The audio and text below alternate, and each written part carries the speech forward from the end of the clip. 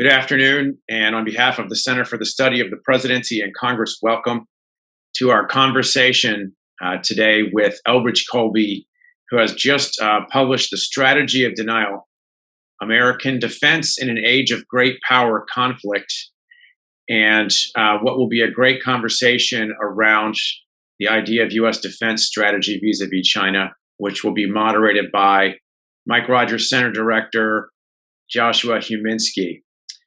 The topic is important and timely. The center has been looking at great power competition now for several years, focused from our perspective, most specifically on geotechnology competition between the United States and China and how that plays out for the future of American national security. There have been obviously many developments over the last several years relevant to this topic that are interesting that we've been watching, including the elevation of the Quad discussions and the creation of an emerging technology group within the Quad. Recently, the signing of the AUKUS technology and specifically submarine deal between the US, Australia, and the UK. But we've also been observing things like war games around the area of Taiwan that have shown significant deficiencies in American capabilities and lots of areas for improvement. So we're happy to have Elbridge Colby with us today. He is co-founder and principal of the Marathon Initiative and former Deputy Assistant Secretary of Defense for Strategy and Force Development, where he was co-lead on the 2018 National Defense Strategy. Obviously has put a lot of thought into our defense posture vis-a-vis China, and we're happy to have him to share his thoughts today with us on how we should be thinking about that moving into 2022. With that, let me go ahead and turn it over to Joshua Huminski to get the conversation started. Bridge, thanks for being with us. Joshua, over to you. Glenn, thank you very much. Mr. Colby, thanks again for joining us today. And I also have to say congratulations on the book being selected as a 2021 Best of Books year for by Diplomatic Courier. I absolutely enjoyed this book, as was evidenced in the review that I penned for it, because it's one of the smartest books that I've come across in a very long time exploring defense strategy from a very core foundational component. It is not, technological navel gazing, but it's very much trying to establish some ground level principles of how to approach what is truly one of the defining challenges for the 21st century, and one that for the last 20 years, where we've been focused on Afghanistan, has been emerging as the challenge, is the China relationship. And I first want to ask you, what made you decide to write this book now, and how did you approach this very significant challenge? Well, first off, thanks, Joshua. Thanks, Glenn, and the Center for the Study of the Presidency and Congress. It's really a pleasure and an honor to be with you, and really a particular pleasure to be with you, Joshua, because I really appreciated your review, not only because it was positive, although certainly because of that. I am an author, but also because I think you really you understood what I was trying to do, and I think that's very gratifying. I think, at least for me, but I would imagine as an author that you put a tremendous amount of effort and time into something, and to have somebody actually recognize what you're trying to do in the way that you talk about that framework is very it's kind of vindicating. So I really appreciate it. So it's a particular pleasure to speak about this with you. And I mean, I think that connects to why did I do the book in the first place? I mean, it was a friend of mine says that a book like this, it goes from a labor of love to hard labor, and it's certainly not what it took me 3 years from inception to completion, but it built on a lot of work before that. But basically, the idea is that I think we live now in a world in which the kind of the basic legacy defense strategy that we've had since the end of the Cold War is not going to work, and it's actually increasingly dangerous. And that's basically a simple reality, which is that we no longer have many more resources than there are potential threats out there. I mean, in a sense, defense strategy of the kind that went on in the Cold War and before, it almost didn't exist during the post-Cold War era, because we were so much more powerful than any of the possible challenges that we could actually care about. Like we couldn't have marched on Moscow or Beijing, but we didn't. There's no world in which we would want to. Any fight over Taiwan or the Baltic states or Iran or North Korea, we could actually do them, not only do them individually, but do them together, basically, and whip the enemy. So it's like, what's a defense strategy? And it's not really a thing. So in a sense, it's not that confusing why there wasn't more defense strategy thinking, because it wasn't actually that important. Unfortunately, that has developed habits of mind where our political life and even our defense establishment basically kind of think like, hey, why do we need to make choices? Why do we need to do all these things? Because we win. We do that. It might be hard. We might do it more or less well, but not even necessarily we win. But how bad can it get? And I think that we are now in a fundamentally different situation where, for the first time in 150 years, we're no longer clearly the largest economy in the world. China is. So we have China, which is a huge tectonic change, plus all these other potential threats that we're dealing with. Russia, obviously, North Korea, terrorism, et cetera. And we can't just flood it with resources. So in this context, my view and my distinct impression from the Pentagon, in my time in the Pentagon, was that you need a strategic framework to make rational, optimizing decisions on this basis. Because I would run around the Pentagon and make arguments. People say, well, why, Bridge? Well, why? How does that fit into this or that? And I thought, coming out of the Pentagon, I was really motivated to make a comprehensive statement that professionals in the defense establishment or on Capitol Hill, but also regular Americans, could say, okay, we're talking about lots of people dying here. What do we need to do? What do we not need to do? How much of our resources should go here? How much there? And so what I really want to do, and I think you really understood this so well, Joshua, is create a framework, a strategic framework to walk people through. And, I try to work through my choices. I stand by them. But the ultimate purpose of the book is not a point solution on any given point, but a framework by which people can say, okay, we're going to reckon with the reality essentially of constraint, that we no longer we can't do everything. And how do we rack and stack in that context? And so my almost like going in rule is, if somebody's not reckoning with constraint, then they're not a serious participant in the strategic conversation. Because I have a lot of respect for the Chinese and the Russian military and so forth. And the North Koreans are tough. I mean, say what you will. There was that thing where they were breaking their heads on the wooden blocks the other day. I mean, we can pat ourselves on the back, but these people mean business. So we need to take that seriously. I think what was particularly interesting for me in reading the book was this is the first time that I've seen somebody articulate that very fundamental choice that you had just outlined, that we've gone from a position where everything was domination. It was overmatch. It was the ability that the Pacific Ocean was our backyard. We could do whatever we want, whenever we want. And what you outline in the strategy of denial is that we need to jettison that and go to, again, the title of the book, the strategy of denial. And I was wondering if you could outline specifically why that has fundamentally changed and what the implications are for U.S. defense policy there. Sure. Well, I think in a sense, what we need to do fundamentally is refocus on what's really important. So I think in the post-Cold War era, we got way unmoored from what is kind of critical for Americans' interests. And I think that was largely a product of structure. We were so much more powerful that we could indulge our hubris.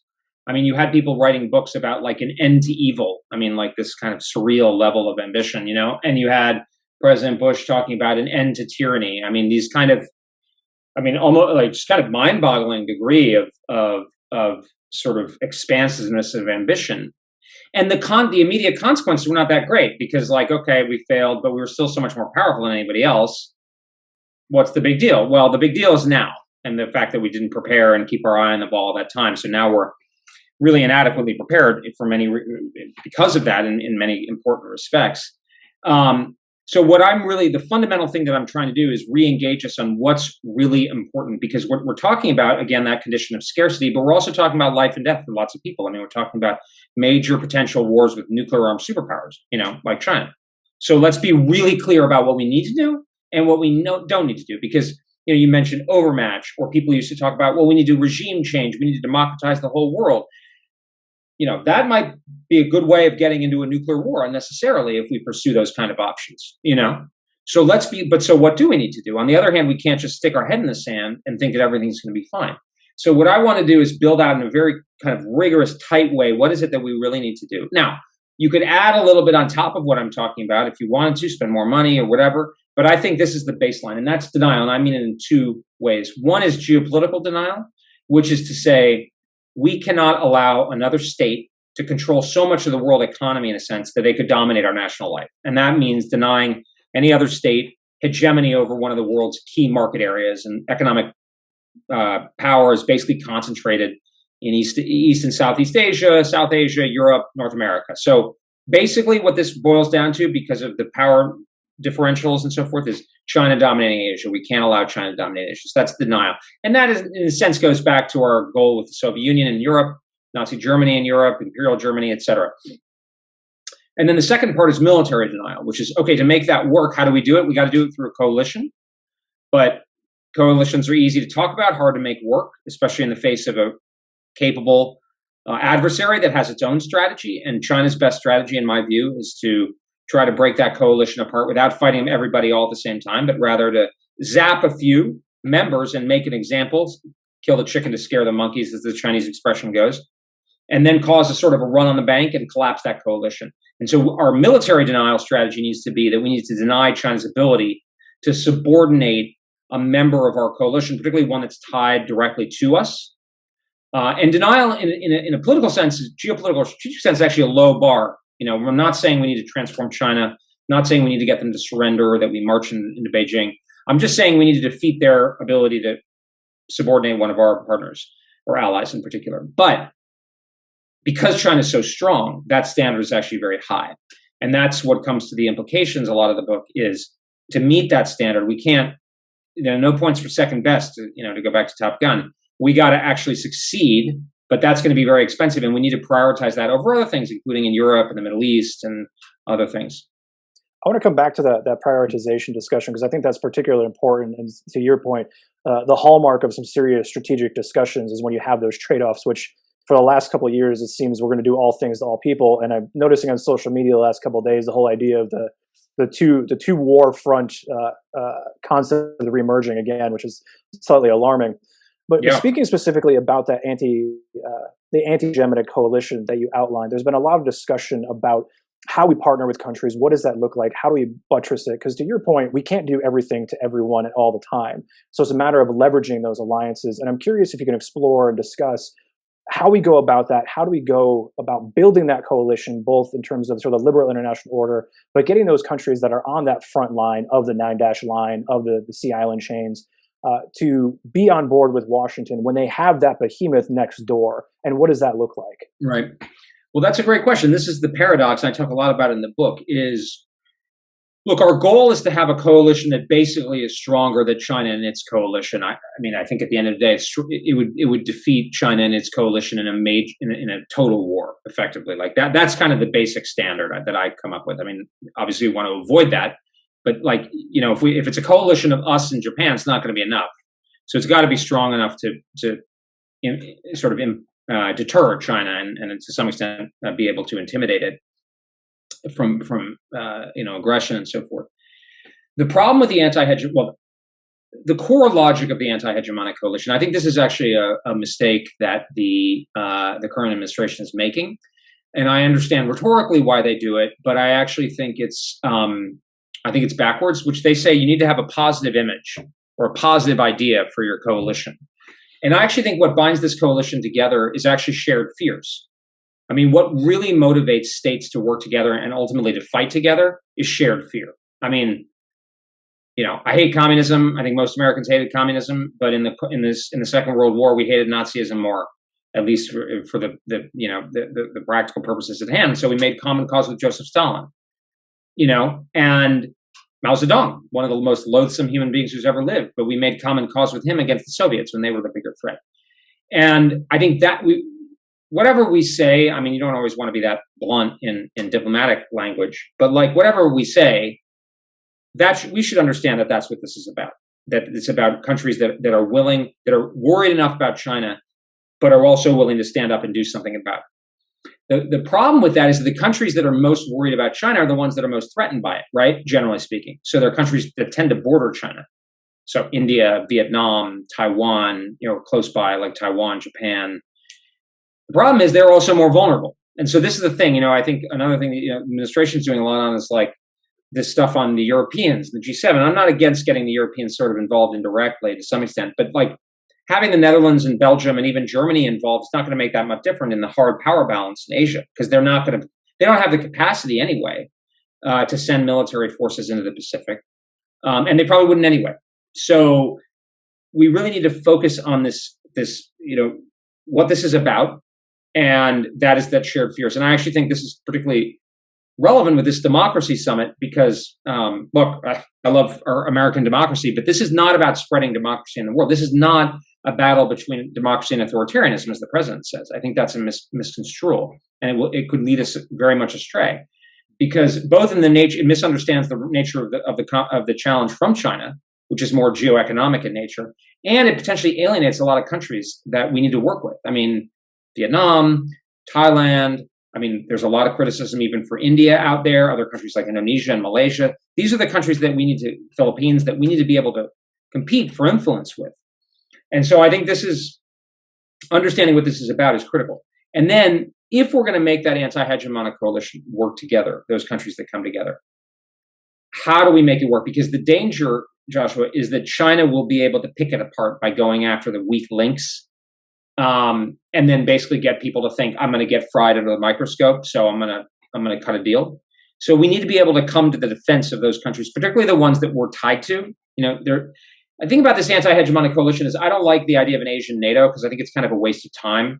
It's actually not worth the effort to get the result. It's going to be much more, I think, of an informal thing. It's more of a model. It's going to involve different relationships. We'll have formal alliances with some, like Japan. We'll have different relationship with Taiwan. We'll have different relationship with Vietnam or India. The point is, these are countries that are kind of collaborating together in a common effort. But the ones that we're tied to in particular, those are the ones that we've said, look, we are going to come to these countries' defense because we think it's important enough to signal them. The point we make is to signal to them and to others that we are trustworthy when the chips are down. And those are the countries that we really, and that's the core of our positions, particularly in maritime Asia, Japan, South Korea, Philippines, Australia, and yes, Taiwan, despite the fact it's not we don't recognize it as a state, effectively is kind of a quasi-ally. And so that's where our military planning really needs to be focused. This book very much obviously is a defense intellectual framework for it, but a lot of the issues that I found reading the book, and I think that other people have found as well, is it raises very fundamental questions about the foreign policy approach of the United States to China. Because you very astutely and effectively write about the defense challenge we face, but so much of the China challenge is non-defense in nature. It's commercial, it's financial, it's the One Belt, One Road initiative. And to your point about picking off partners and using leverage, I mean, they're banning Australian wine, they're doing all these other sorts of behaviors. And you don't talk about it here, but I'm curious if you could explore how the United States should compete there to create that framework to buttress those alliances and that coalition when so much of it is a non-kinetic threat, at least right now. So I think that, to be very bottom line up front, I think that we absolutely need to get the military part right before we over focus on the other stuff. So, I mean, I think Mao Zedong was right about one thing, which is that power ultimately comes out of a barrel of a gun. I mean, lethal force is the most effective form of coercion there is, because, there's nothing people on the whole value more than their lives and not the people they care about. So, and I think actually economic coercion and inducements are proving to be quite limited for how much they buy for Beijing. And this is something that's important. I think you mentioned the Australians, and the Australians are actually standing up to the Chinese and their economic sanctions, right? So this is, and I mean, I think our experience with North Korea and Cuba and, Iran suggests the limitations of economic sanctions.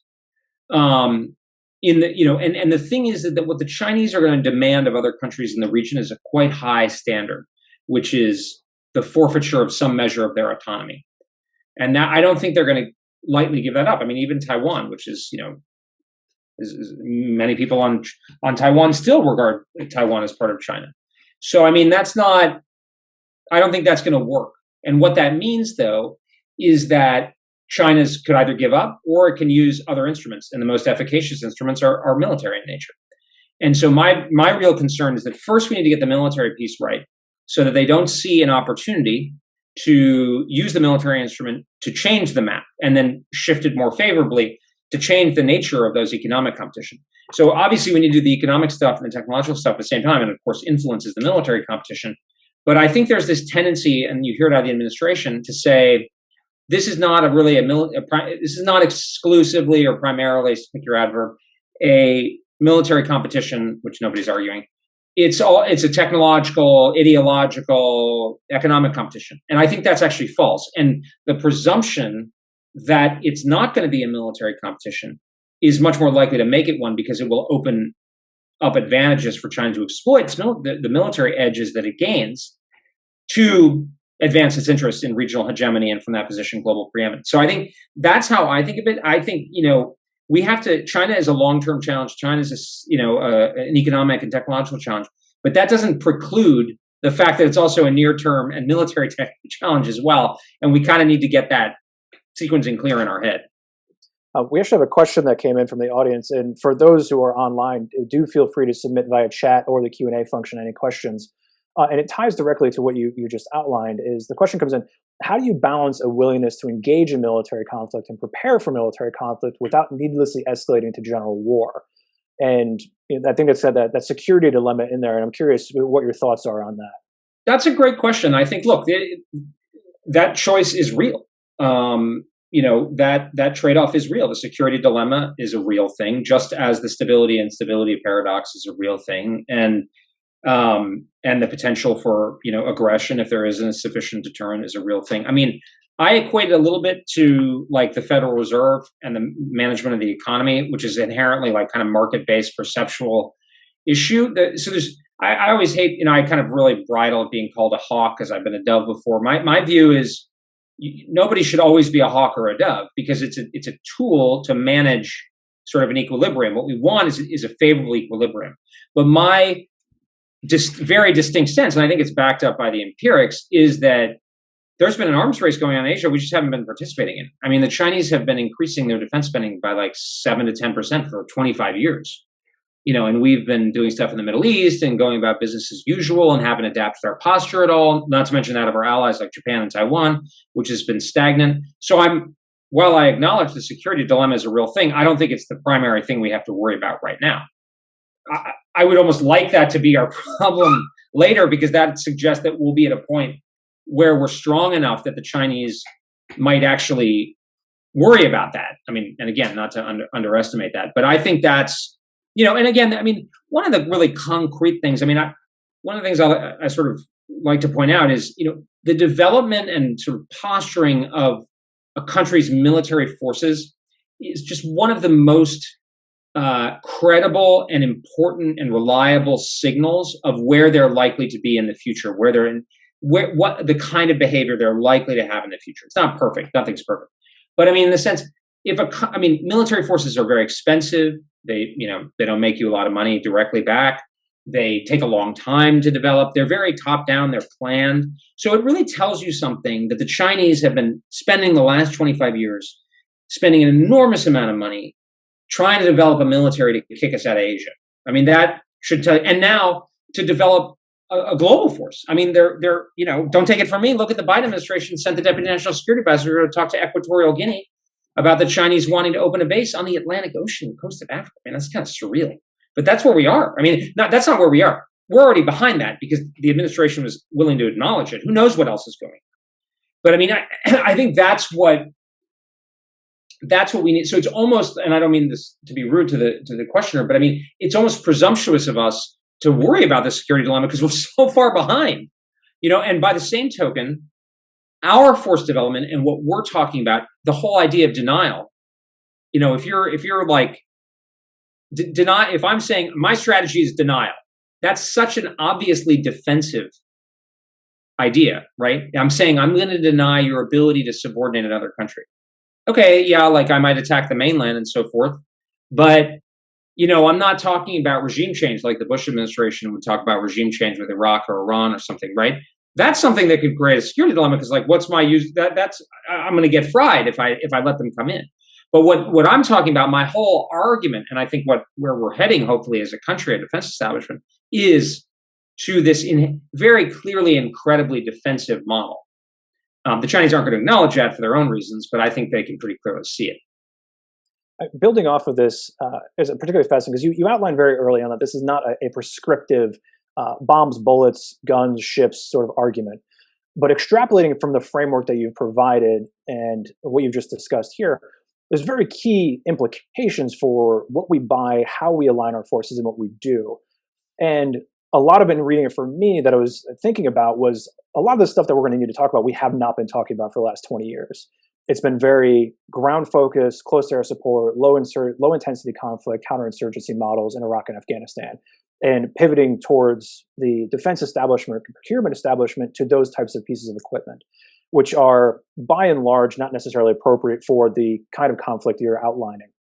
And I'm curious what your assessment is of the state of play right now when we start looking at anti-submarine warfare, anti-mine warfare, ways that the Chinese are going to look to deny us the freedom of movement in and around Taiwan, in and around the Philippines, in and around the Indo-Pacific. And I'm curious, how would you grade us today? And what changes would you implement, policy-wise and acquisition-wise to start driving us towards that? And as a follow-on for that, are there any examples where we're doing the right thing right now?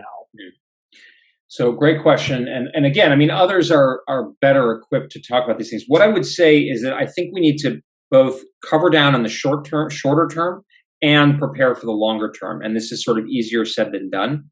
And I think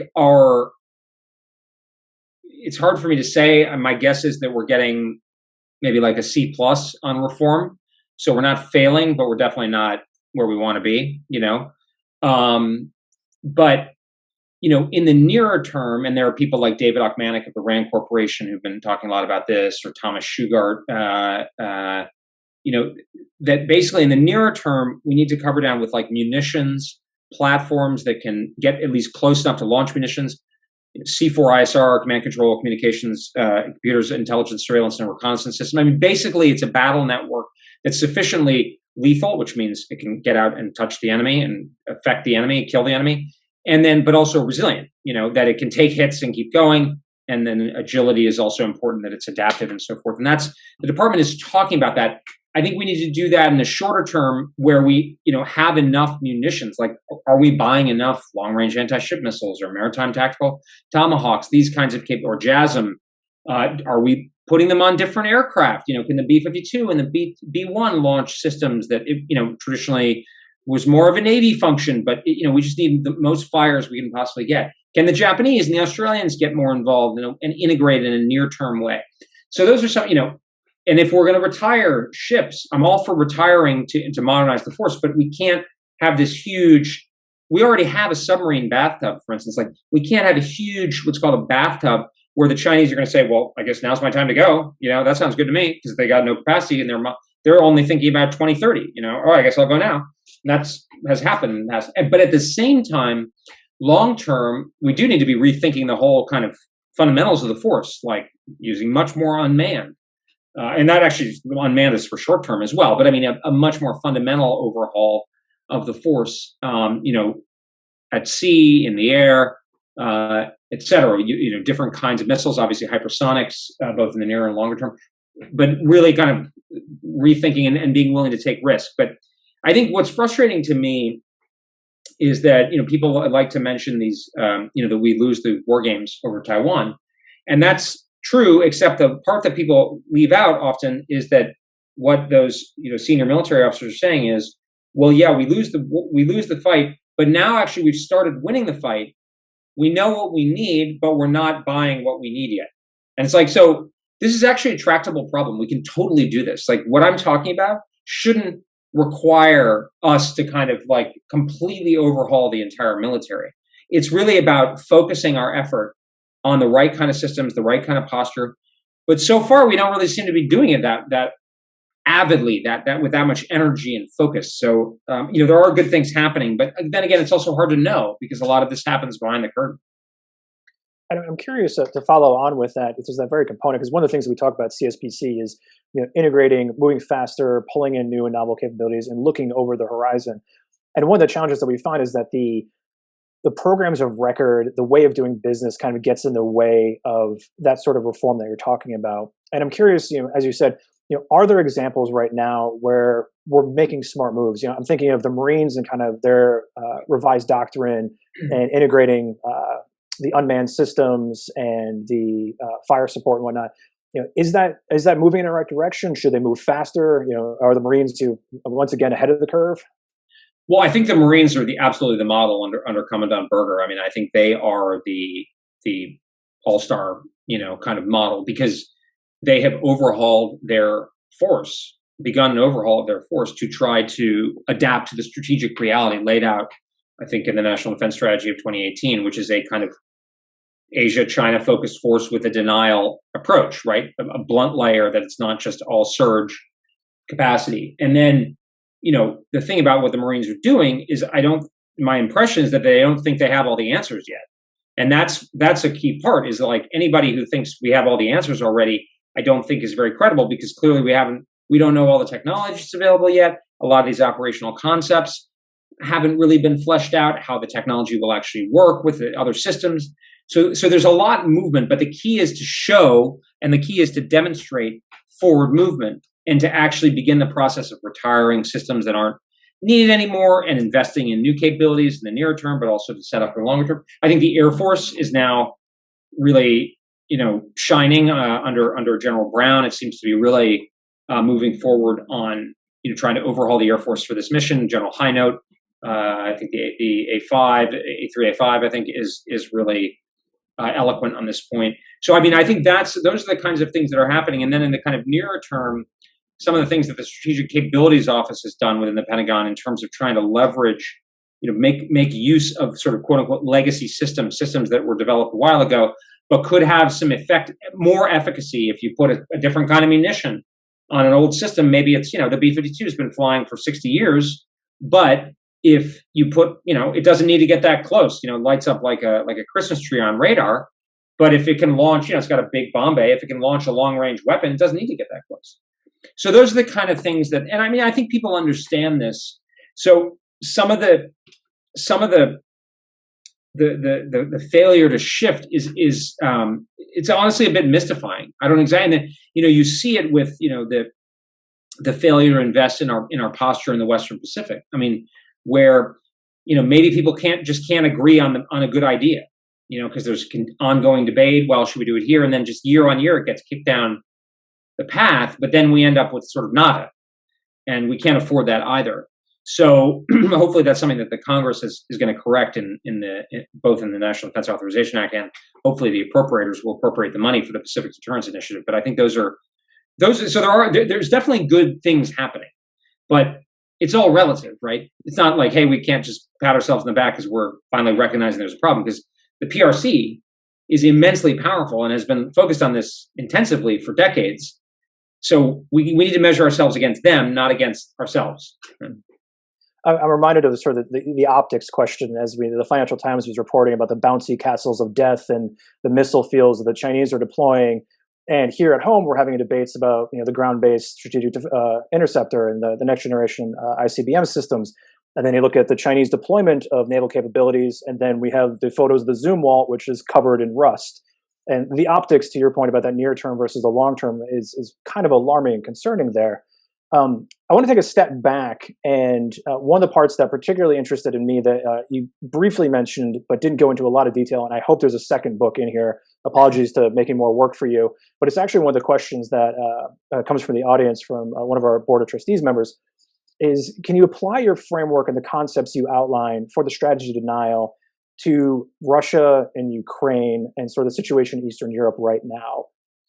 What does that look like? Because you're very candid and blunt in the book, which I greatly appreciate, because you go straight back to Moltke the Elder, power politics of raw considerations. And can you expand on kind of what this means for Russia and Europe, and what does that look like? Sure. Well, I mean, just to your point about power politics, I mean, I think it's power politics for the American people. I mean, this is, there's this idea that like this kind of high liberalism or neoconservative is more consistent with American democracy, and I actually reject that. I think the purpose of our foreign policy should be the enlightened interests of the American people, which involves thinking about balance of power, because if we don't think about the balance of power, we'll all be worse off. So I mean, I think, not to get into all the history, but I mean, Woodrow Wilson was thinking about a democracy crusade for the American people, but I don't think that ended up benefiting the American people. It would have been better if he'd been thinking about balance of power in Europe, which might have been more sustainable in the end of the war period. I mean, not to lay it all at his feet, but I think we've gotten drunk on our ideology in the last generation, and that's not in the American people's interest. Actually, I think the American people, voters and stuff, and I'm not a politician, so I would defer, but I think they kind of get it. They don't want the forever wars. They don't want to be the world's policeman. Doesn't mean they all want to come home. I think they recognize you can't completely bury your head in the sand. But I think there are political discussion system is not so much our system, but our political, I don't know, situation is looking for a framework that's between these two unreasonable poles. One, this sort of act as if it's 1993, and the other is, this kind of, insularism that's just not tenable. It's not practical. So that's what I'm trying to do. And I think you're right. I mean, in Europe situation, I don't think Ukraine or Georgia should be members of NATO.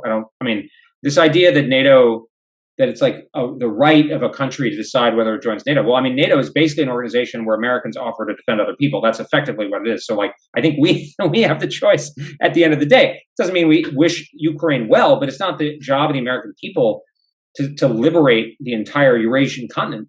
Not only is it not the job, it's not possible. That doesn't mean that we just sell out the Ukrainians, but I think we need to be clear about we already expanded NATO well beyond what, from a balance of power perspective, would be required. Now, I think if we can hold the line where it is, that would be effective. But the reality is we're essentially showing red in military scenarios, if you will, like these games that we were talking about.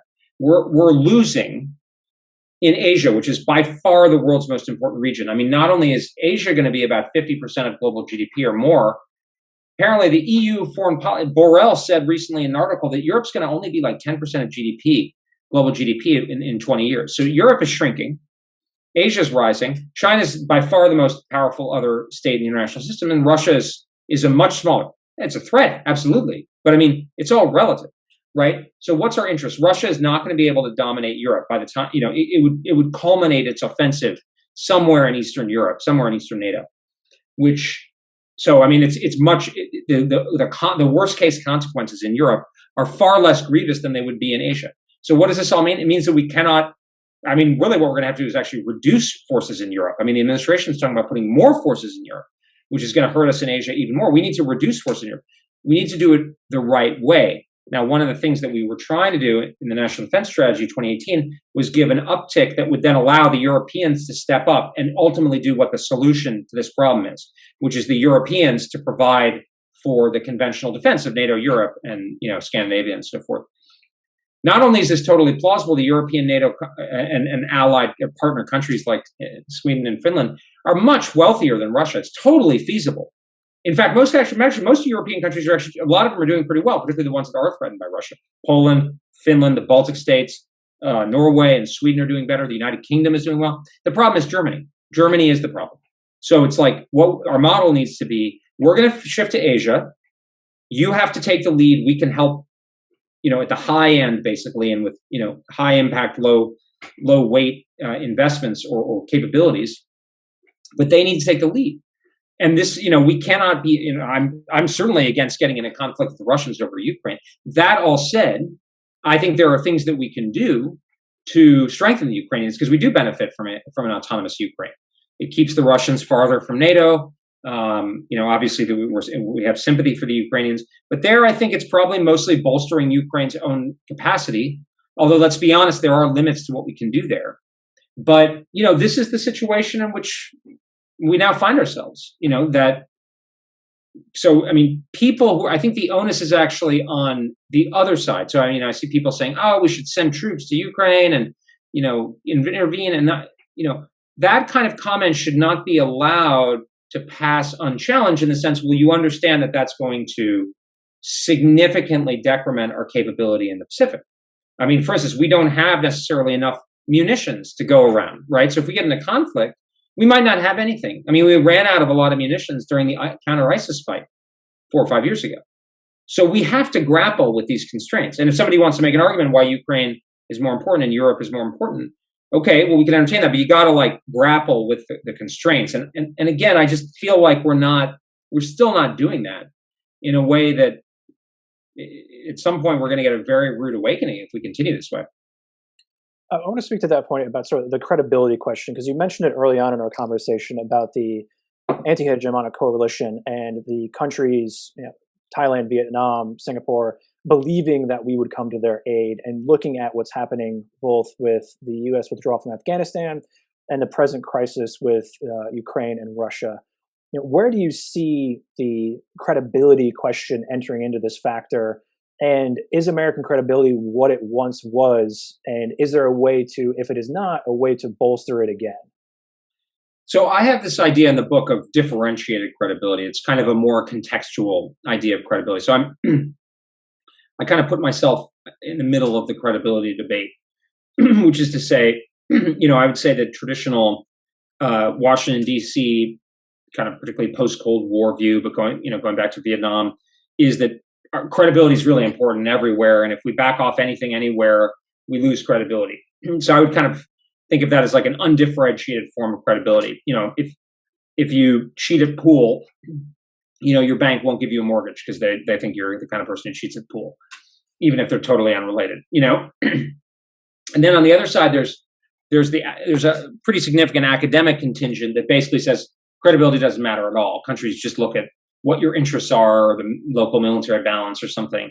And I just don't think that's true. I don't think that's how human behavior goes. I mean, again, to go to the bank mortgage, like if a bank's going to lend you money, they're going to get a credit report. They're going to see how much you pay. Do you pay your bills? And then they don't really care whether you cheated pool or golf or cards or whatever that much. And so this differentiated credibility idea is like what countries really care about is how they judge that you would behave in their particular set of circumstances. And they will look at your credibility because that's the best information they can have. So if in that kind of, it's basically like the reasonable man standard in the law. I mean, if you're in the Philippines and you're saying, well, I have this alliance with the United States, they say all these nice things to me that they're going to be there when I need them. But hey, look, they said a lot of things that were basically pretty similar to Taiwan. At the end of the day, they didn't really step up. I mean, you're going to say, well, I'm an archipelago in the Western Pacific that has ties to the United States, and well, so is Taiwan. So it's kind of like that's the credibility I think we're worried about. And there, I think it's still, we still have a lot to work with. I think people understand. Like, I think Asian countries have not been, completely panicked because of the Afghanistan withdrawal. I mean, which I think was ineptly handled, but the withdrawal itself, if anything, it might actually strengthen our credibility in Asia because we're obviously focused more, or we're trying to focus more. So I think where our credibility, I think this Russia kind of context, this Ukraine situation will be another test. And this is like the obverse credibility. If we get deeply enmeshed in Europe and Ukraine, that's going to undermine our credibility in Asia because we're just not, it's going to suggest we're not serious. I mean, that's, actually, this is kind of an interesting point. But like, there's an obverse credibility problem, which is like people are always thinking like your credibility and whether or not you're willing to use force. But actually, if you have a limited amount of money and you blow it all, going to Las Vegas for the weekend, you're not going to be very credible with your wife if you promise to take her on a vacation or something like that in another place, right? So, restraint is actually important for credibility too. Similarly with the Iran situation right now. So I think this is where things stand. I think the biggest question I have in terms of like the general credibility idea is more, how do I put this? I think the handling of the Afghanistan withdrawal probably indicates to most people abroad as well as at home that, these guys don't necessarily always pull it off very well. Right? Like that was not D-Day. You know what I mean? So that's sort of like, maybe there's some questions about how well we can kind of do that the core job. And then I think, look, I don't want to get too much into it, but the clear messaging from this administration is diplomacy first. We don't believe in the military use. We want other things. And so if you're, Xi Jinping or Putin or whoever, and you say, well, these guys are really pretty strongly telegraphing that there won't be that many military consequences if I do something that I want to do, and I know is going to cause the Americans to be angry. Whereas if I wait, I might deal with some people who are more willing to do tough, military-oriented things. Well, I mean, that suggests to me that's one factor leading you to act now rather than later. And my concern is not that that there wouldn't be a response from the administration in the event, say, the Chinese went after Taiwan. My concern would be more that it would be kind of half-hearted and ineffective. So this whole integrated deterrence idea that they're talking about at the Pentagon, it's like, okay, when your military is not talking, okay, if your military is saying the way we were going to deter you is by defeating you, we are going to defeat your invasion, we're going to defeat your theory of victory. That's kind of like what you would expect from your military, right? Like, that's their job. Instead, from our military establishment, we hear this stuff about how deterrence is complicated and involves sanctions and political stuff and agreements and diplomatic stuff and moral persuasion. No, it kind of suggests that they're not as focused on the military piece, right? I don't know. That's what it says to me. So, my view is I would actually prefer that they just focus on the basics, which are incredibly challenging in and of themselves. And then I think that would be a more effective deterrent. And then, the State Department and the Treasury Department and others can think about ideas to buttress that. But the military should just be laser focused on denial. And I mean, I think Congressman Mike Gallagher has put this very eloquently and clearly and well. And, ultimately, if a strategy is too complicated, A, it's probably not going to get implemented very well. And B, it's probably kind of flawed because it should be fairly straightforward to explain. And I don't really understand what they're talking about. I want to build off of that point because one of the things that we were discussing previously was selling this sort of concept to the American people. The Cold War framework was very binary. It was very clear. The United States, democracy versus Soviet Union and communism.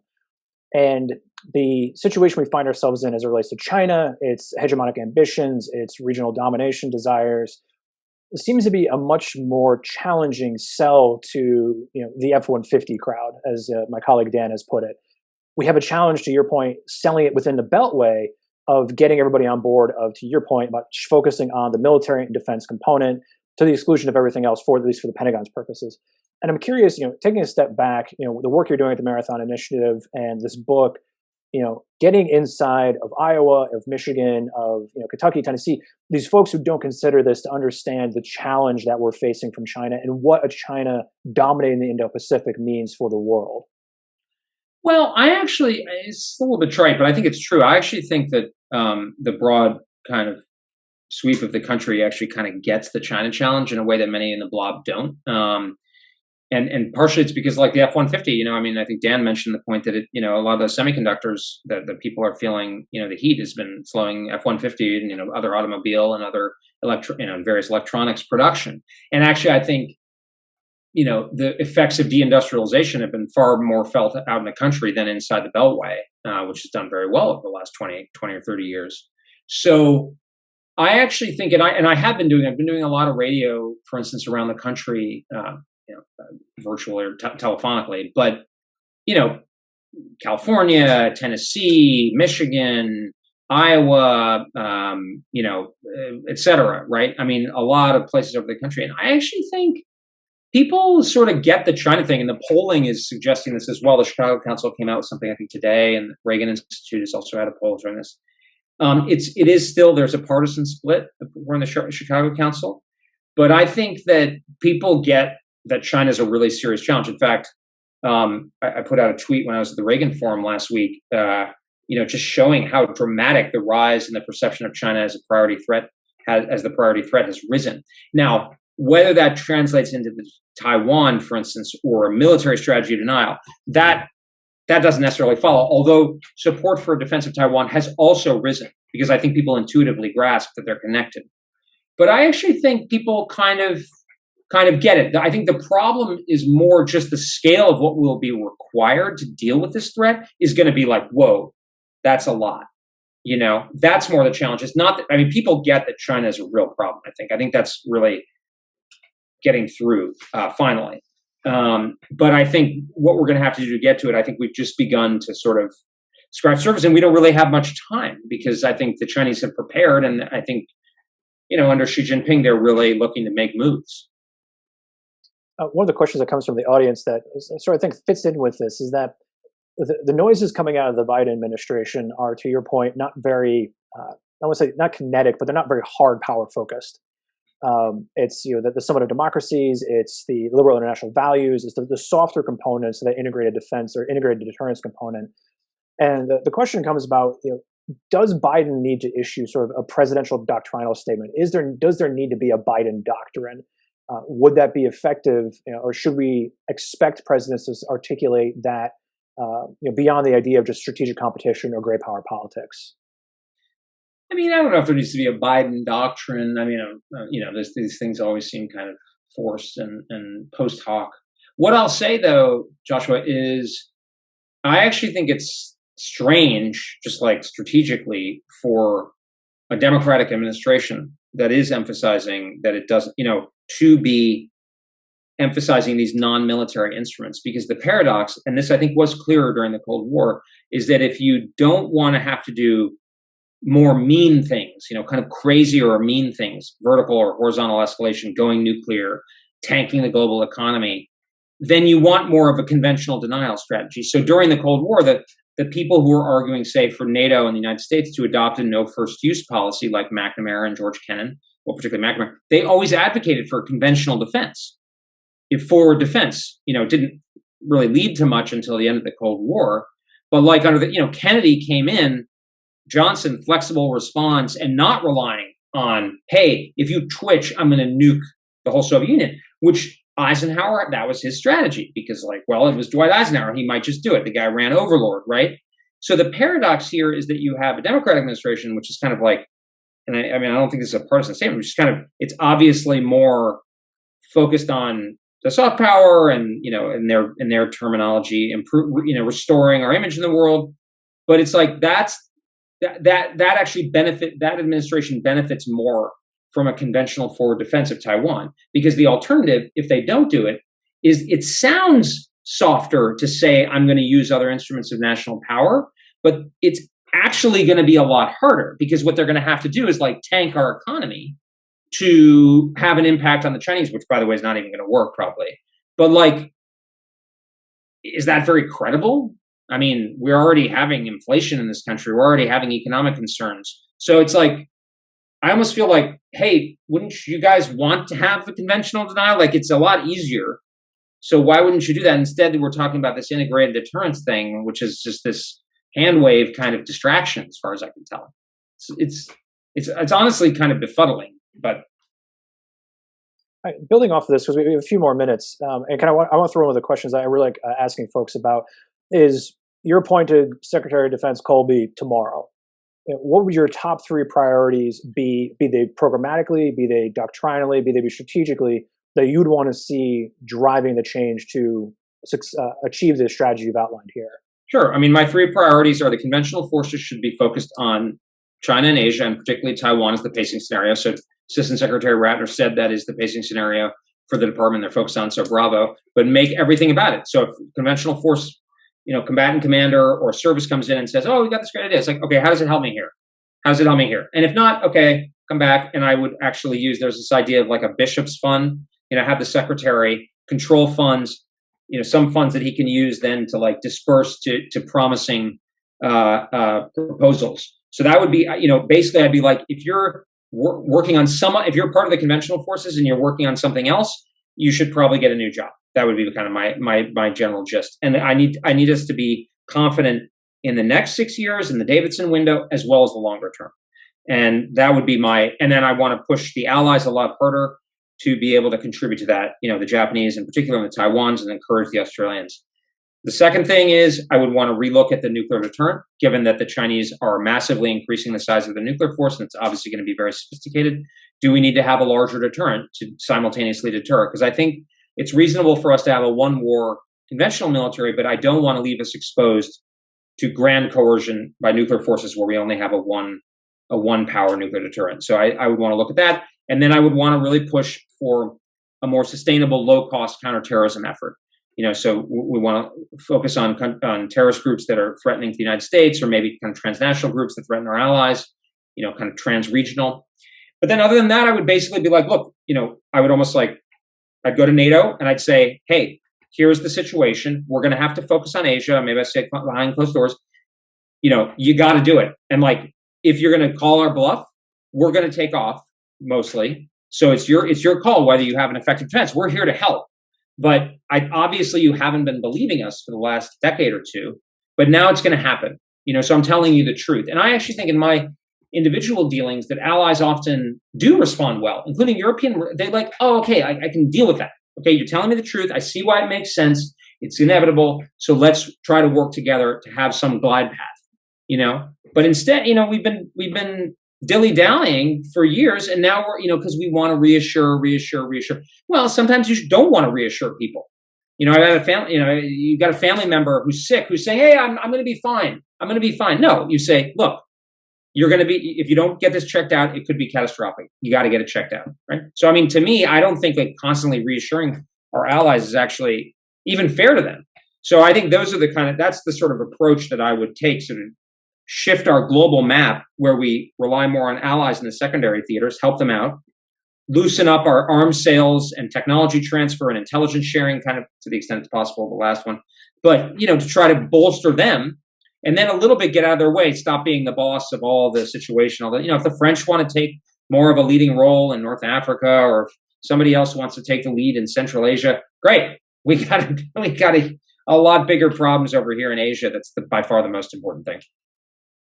Well, I want to thank you. We're just about time. I can't thank you enough for the book and for the conversation, because these are the precise types of questions that I've been looking forward to reading for a very, very long time. And I know the type of questions that we at CSPC are trying to grapple with, a very substantive, engaged, considered frameworks for understanding what is fundamentally, as you said, the biggest strategic challenge that we face in the 21st century. So I can't endorse this book highly enough. Between Diplomatic Courier, Wall Street Journal, it's a cracker. So thank you very much, and I want to turn it over to Glenn to wrap up.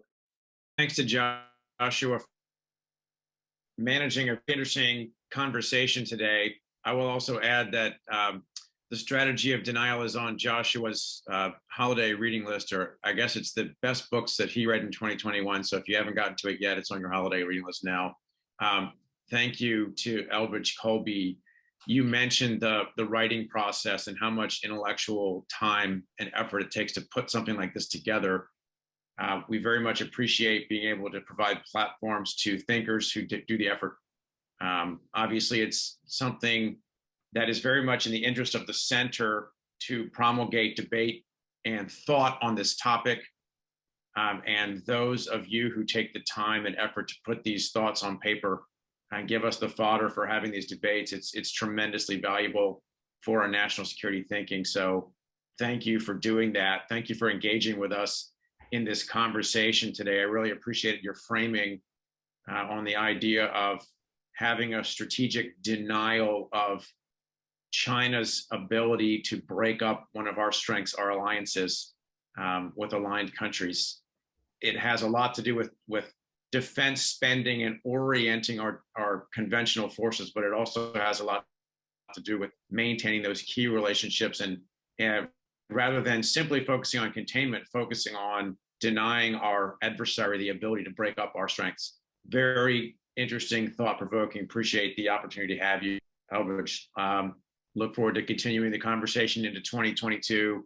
And thank you to our participants for joining us and posing such great questions today. We look forward to seeing you all again soon, and take care and be well. Great. Bye-bye. Thank you all.